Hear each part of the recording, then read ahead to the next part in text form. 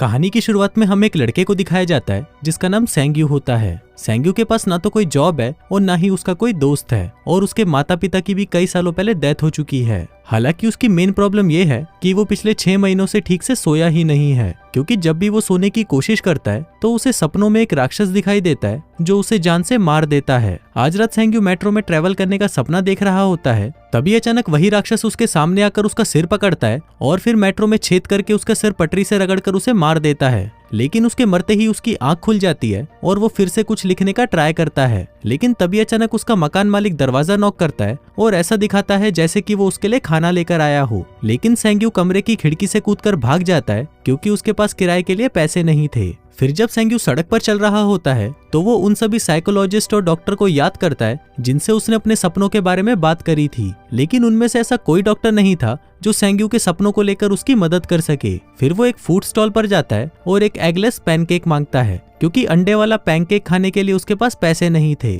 लेकिन food stall का मालिक सेंग्यू पर तरस खाकर उसे फ्री में ही अंडे वाला पैनकेक दे देता है। अब जब तक उसका पैनकेक बनकर तैयार हो रहा होता है तब तक वो गली के दूसरी तरफ एक कैफे को देखता है जहाँ पर हुआर नाम की एक लड़की काम कर रही होती है। सेंग्यू हुआर से बहुत प्यार करता है और वो उससे सालों पहले एक क्लब में मिला था जहाँ पर वो एक म्यूजिक शो कर रही थी। सेंग्यू को हुआर की आवाज बहुत अच्छी लगी, इसलिए वो तब से सिर्फ उसी के बारे में ही सोचता रहता है। तभी सेंग्यू का पैनकेक तैयार हो जाता है और वो उसे मजे से खाने लगता है, लेकिन तभी पीछे से उसका मैनेजर सेंगजी आ जाता है जिसको देखकर वो घबरा जाता है और वहां से भागने लगता है, जिस दौरान वो अपना पैनकेक भी नीचे गिरा देता है। लेकिन सेंग्यू ज्यादा दूर तक भाग नहीं पाता और सेंगजी उसे पकड़ लेता है। फिर वो उसे एक रेस्टोरेंट में ले जाता है जहां सेंग्यू उसे नूडल्स खाते हुए देखता है। तभी सेंग्जी उसे डांटने लगता है क्योंकि उसने अपने कॉन्ट्रैक्ट को पूरा नहीं किया और टाइम पर स्क्रिप्ट डिलीवर नहीं की। सेंग्यू उसे अपने सपनों वाली बीमारी के बारे में बताता है और कहता है कि वो कंसंट्रेट नहीं कर पा रहा, जिस वजह से स्क्रिप्ट अभी तक तैयार नहीं हुई।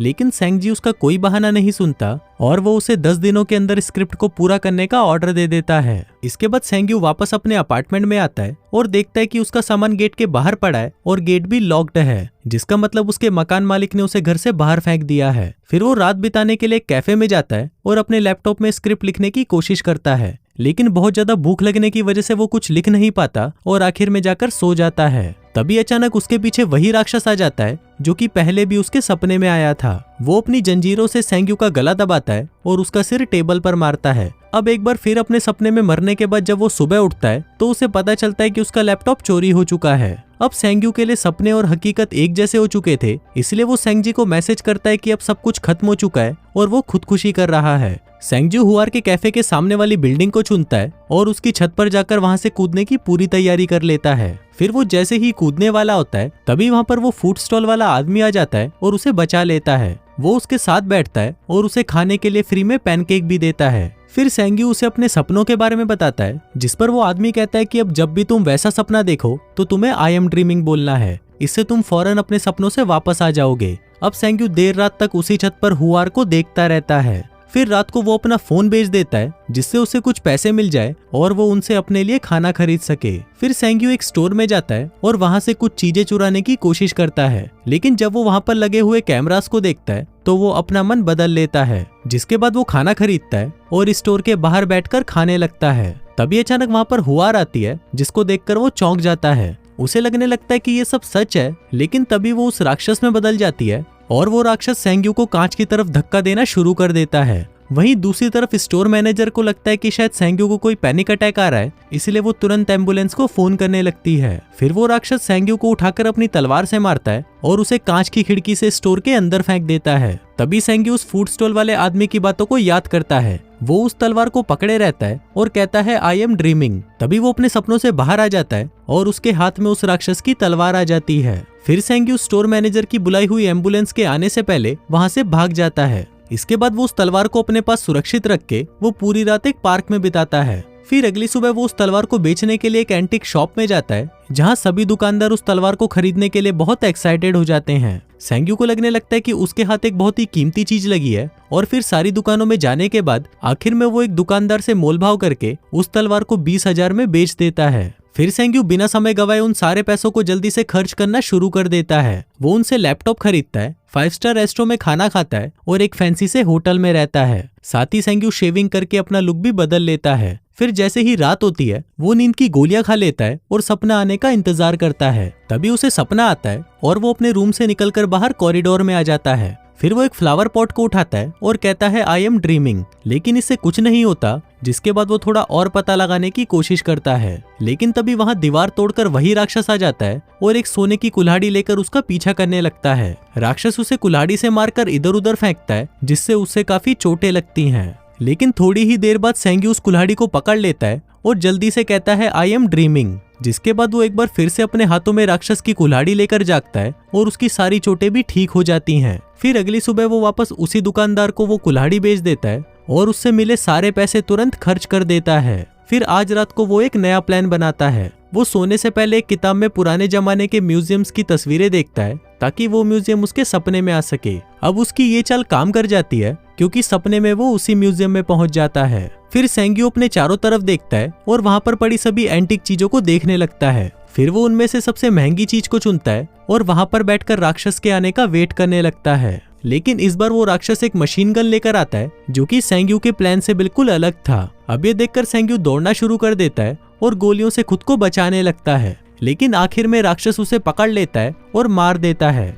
अब सेंग्यू वापस अपने होटल के बेडरूम में जागता है, लेकिन वो उस काम को अधूरा नहीं छोड़ना चाहता था, इसलिए वो जल्दी से नींद की गोलियां खाता है और वापस सपने में चला जाता है। वो फिर से दौड़ना शुरू कर देता है और इस बार वो एक लंबी छलांग लगा के दोनों एंटीक चीजों को पकड़कर तुरंत कहता है आई एम ड्रीमिंग और अपने होटल के बेडरूम में दोनों चीजों को ले आता है और अपने इस काम में कामयाब हो जाता है। अब इस बार सेंग्यू उन एंटीक्स को प्रोफेशनल एंटीक डीलर्स के पास ले जाता है ताकि वो अमीर लोगों से बिजनेस करके ज्यादा पैसे कमाए और अपना एक एम्पायर खड़ा कर सके। अब उसे उस खजाने के बदले $2 मिलियन मिलते हैं। जिसके बाद जब वो उन डीलर से मिलकर बाहर आता है तो रास्ते में उसे सेंगजी मिलता है। वो काफी गुस्से में उसके पास आता है क्योंकि उसे लग रहा था कि सेंग्यू मर चुका है। फिर सेंग्यू उसे एक आलीशान होटल में खाने के लिए इनवाइट करता है और उसके पैसे उसे वापस देता है जो सेंगजी ने उसे स्क्रिप्ट लिखने के लिए दिए थे। फिर अगले दिन सेंग्यू हुआर के कैफे में जाता है और वहाँ कॉफी ऑर्डर करने के बाद वो उससे पूछता है कि क्या वो उसे पहचानती है, लेकिन हुआर उसे पहचानने से मना कर देती है। फिर उसी रात सेंग्यू सेंगजी के साथ डिनर पर काफी ज्यादा ड्रिंक कर लेता है।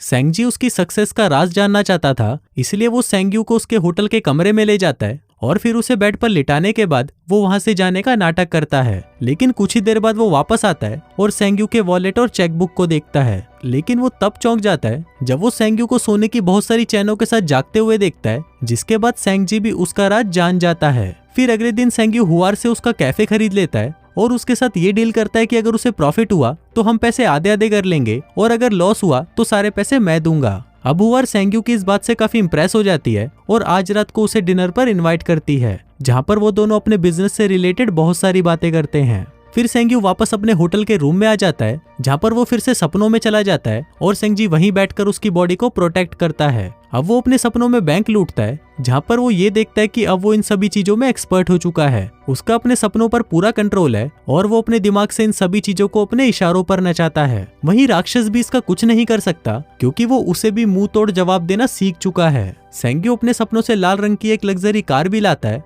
और साथ ही वो गिफ्ट के तौर पर एक पैसों से भरा हुआ बैग फूड स्टॉल वाले आदमी के पास भी रख देता है, क्योंकि उसने उसे कई बार फ्री में खाना दिया था। फिर कैफे बंद होने के बाद सेंग्यू हुआर के साथ वॉक पर जाता है और थोड़ी सी बातचीत के बाद हुआर गैस कर लेती है कि सेंग्यू एक स्क्रिप्ट राइटर है। अब सेंग्यू पकड़ा ना जाए इसलिए उसने एक स्क्रिप्ट लिखी और सेंगजी को पढ़ने के लिए दी। तब तक वो एक सपना देखता है और जैसे ही सेंग्यू नींद से उठता है तो वो स्क्रिप्ट बहुत अच्छी होने की वजह से सेंगजी उसे पढ़कर रो रहा होता है। अब क्योंकि वो स्क्रिप्ट बहुत अच्छी थी इसलिए वो दोनों उस स्क्रिप्ट को एक फिल्म कंपनी को बेचने का प्लान बनाते हैं। साथ ही बेस्ट एक्टर्स को हायर करने के लिए वो उस कंपनी को पैसे भी देते हैं ताकि वो मूवी हिट हो जाए। कुछ दिनों बाद सेंग्यू अपने सपने में कुछ अजीब सी चीज नोटिस करता है। वो वहाँ पर एक राक्षसी मोंग को देखता है जो कि अपनी गर्दन को नीचे कर अपने सिंहासन पर बैठा हुआ था। फिर जब वो उसके शरीर से उसकी गोल्डन बेल्ट को निकालने की कोशिश करता है तो सेंग्यू की उंगलियां गायब होने लगती हैं और जलने लगती हैं। लेकिन सेंग्यू फिर भी हार नहीं मानता और अपना हाथ पीछे लेने के बाद वो फिर से उस बेल्ट को निकालने की कोशिश करता है और इस बार वो कामयाब हो जाता है।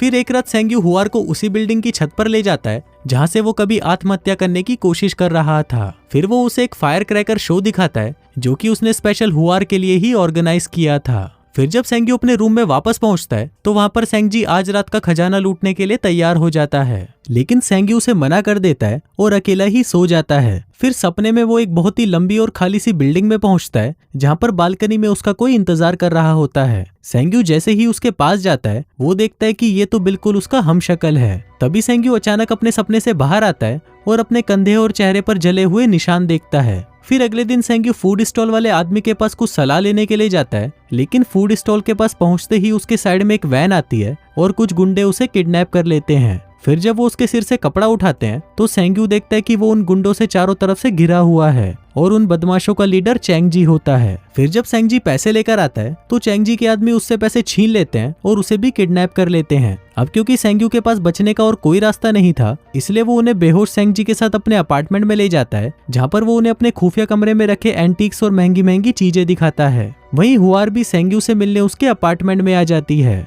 फिर जैसे ही वो लिफ्ट से बाहर निकलती है तभी एक बदमाश उसके सर पर कपड़ा डालकर उसे भी किडनैप कर लेता है और उसी कमरे में ले जाता है जहाँ पर उन्होंने सेंग्यू को रखा हुआ था। वहीं चैंगजी हुआर को परेशान करता है और सेंग्यू को उकसाने लगता है। इसी दौरान शेंगजी को भी होश आ जाता है। वहीं हुआर चैंगजी को लात मारती है लेकिन वो बच जाता है। तभी सेंग्यू भी बदमाशों को दांत से काट लेता है और वो तीनों बचकर भाग जाते हैं, लेकिन वो तीनों ज्यादा दूर तक नहीं भाग पाते क्योंकि सेंग्यू का बहुत ज्यादा खून बह रहा था। लेकिन तभी सेंग्जी उन बदमाशों को पकड़ लेता है ताकि सेंग्यू को भागने का समय मिल सके, लेकिन वो दोनों बदमाश सेंगी से ज्यादा ताकतवर थे, इसलिए वो दोनों मिलकर उसे मार डालते हैं। वहीं सेंग्यू और हुआर जैसे ही सीढ़ियों से ऊपर पहुंचते हैं तभी एक बदमाश उन्हें पकड़ लेता है और उन दोनों के साथ मारपीट करने लगता है। फिर थोड़ी देर बाद सेंग्यू अचानक खुद को बहुत सारे खंडरों में पाता है जहाँ पर वो किसी काले पानी से ढका हुआ होता है और हिलने डुलने पर जल्दी ही वो उसके शरीर से उतर भी जाता है। फिर चारों ओर देखने के बाद वो एक चमकते हुए गेट को छूता है जिसमें दिखाया जाता है कि उस रात उसे स्टोर के बाहर एक एम्बुलेंस में ले जाया गया था। फिर जब ये खत्म हो जाता है